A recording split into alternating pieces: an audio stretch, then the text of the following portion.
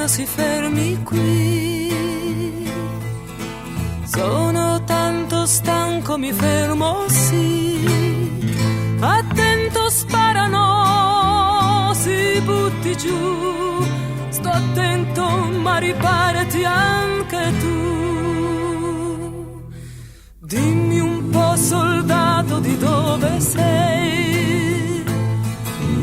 Sono di un paese vicino a lei, però sul fiume passa la frontiera, la riva bianca, la riva nera, e sopra il ponte vedo una bandiera, ma non è quella che c'è dentro il mio cuore.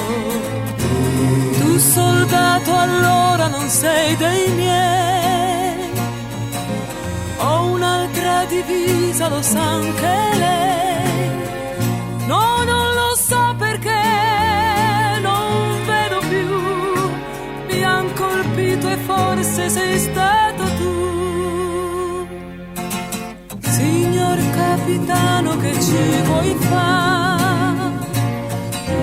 Questa qui è la guerra, non può cambiare. Sulla collina canta la mitraglia e l'erba verde diventa paglia e lungo il fiume continua la battaglia.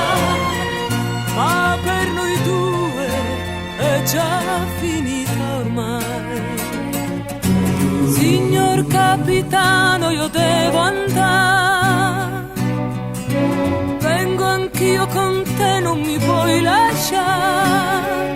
No, non ti lascerò, io lo so già, starò vicino a te per l'eternità.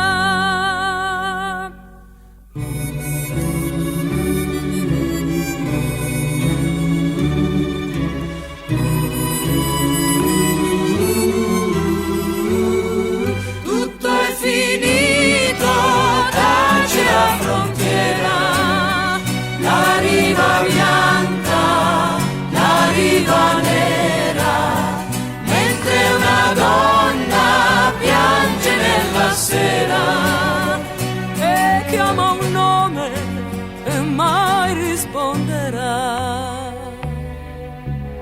Signor capitano, si ferma.